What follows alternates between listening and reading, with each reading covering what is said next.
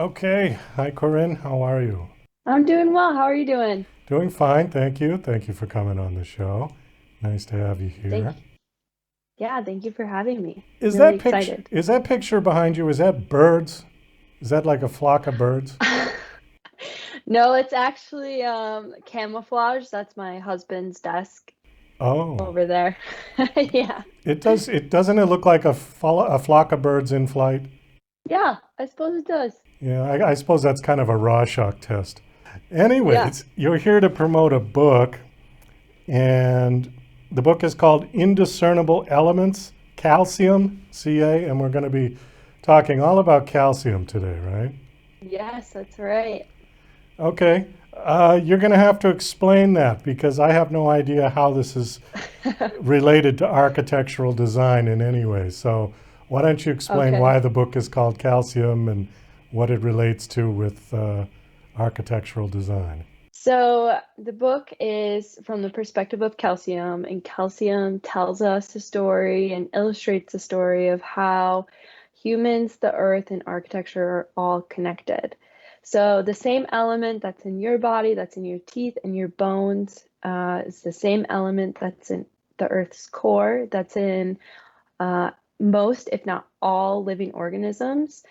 And that same element that's in limestone gets taken and baked, and that is what we get for a different type of calcium that's used for many architectural products like concrete and drywall.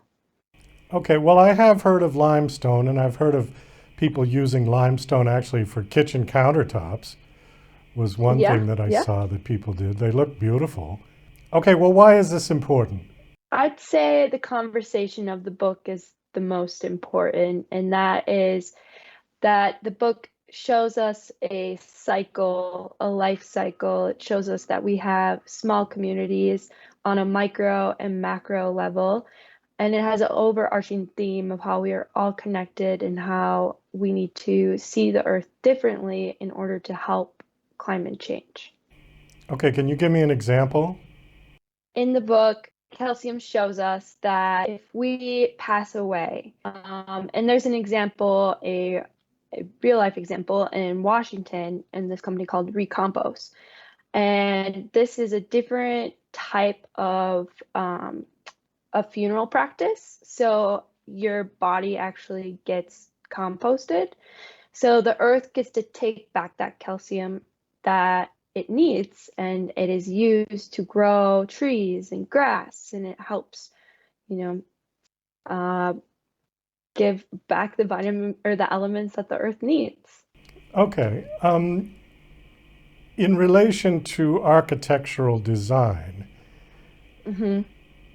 why is calcium important for your house or your building? So calcium is used for concrete, and we use that all for foundations and pathways and so many usage. And then it's also in mortar, and um, it's in the drywall, and calcium is in charge of, specifically in the drywall, it is a fire protective. So once when the limestone is taken and it is baked at 900 degrees for 4 days, it turns into more of like a calcium carbonate, and that is used as a powder that goes in between the drywall paper. Once when there's a fire within a building, and architects work really hard to make sure that does not happen, but it does happen. And once when that fire, gets to a certain temperature, then that powder within your drywall turns into a vapor, and that's what slows down fire for spreading. So it is very important in every building to use that, and it is how we keep people safe.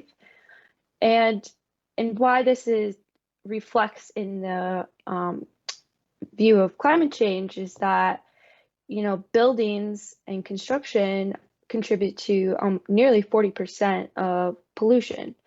So we have to, as an industry, start looking at the earth differently and see if we can make changes to help that reduce that pollution. I would say that the majority of the homes built in the United States are still built with wood. Is wood more environmentally friendly than concrete and steel? It is because wood can renew itself, so we can plant more trees. Concrete is part of more so what is polluting than anything else. You've got some talking points on your bio here. I want to hit a couple of these, and I'm just going to read them Okay. and then get your response to them. One says the idea of being comfortable in our living spaces, homes, offices, buildings, and even cars. Why should people be less comfortable? I think we are going to go through a series of changes in the future. So in the book, it also, you know, takes you on an emotional roller coaster of grieving, and that grieving process is the fact that our world is changing.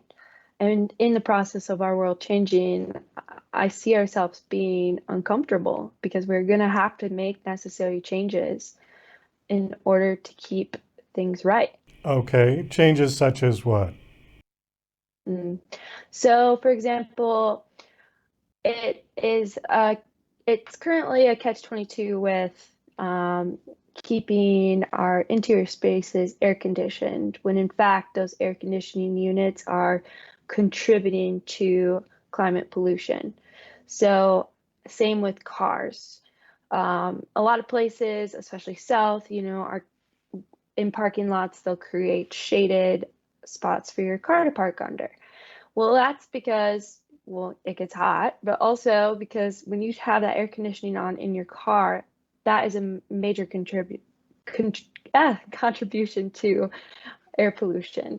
So whether we may, be very warm in the future all the time, maybe we have to change how we view air conditioning.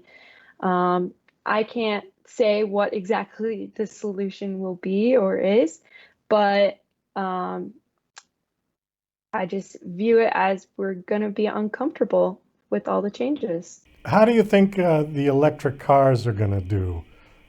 People are sort of fighting them at the moment. Some people have bought one and have been happy with it. But Yeah. there is this sort of back and forth argument that while you may be contributing less carbon with emissions, you're creating more Mhm. carbon with the manufacture of lithium batteries. Yeah. I was actually an owner of an electric car for a little bit, but where I live in Victor, Idaho, they're just not quite ready for being out west. Um, so that was an interesting ride to learn. No It's charging definitely, stations. I mean, you didn't have enough charging yeah, stations. yeah. Yeah.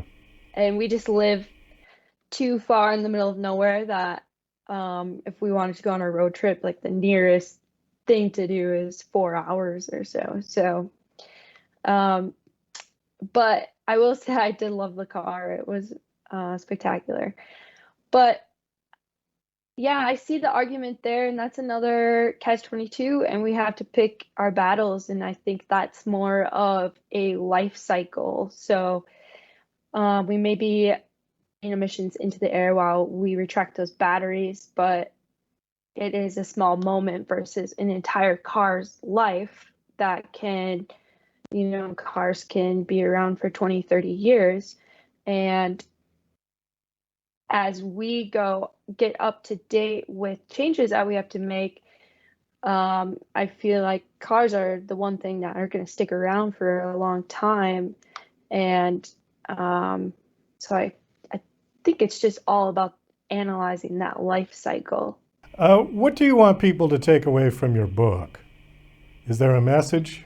Yeah, I hope that people see the earth different, that they can see we have a um, multiple scales of community, that we have our community that's right around us, and we also have this global community that everything's connected, and what we do in the US is contributing to the rest of the world. And I hope that people can just see it differently. And as a designer, if other designers read it, I hope they can make a contribution to their field as well.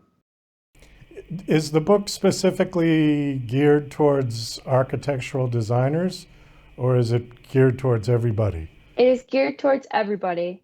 It, or at least I hope so. I wouldn't say that having an architectural background would help you with this book to understand. So I think it's for everyone. Let's see. I've got time for one more here. How do you see the future for architecture? Well, I think some people are already doing it, or some firms. One of my favorites is Scape Studios. They're a landscape architecture firm, but they they work pretty closely with architects during their project.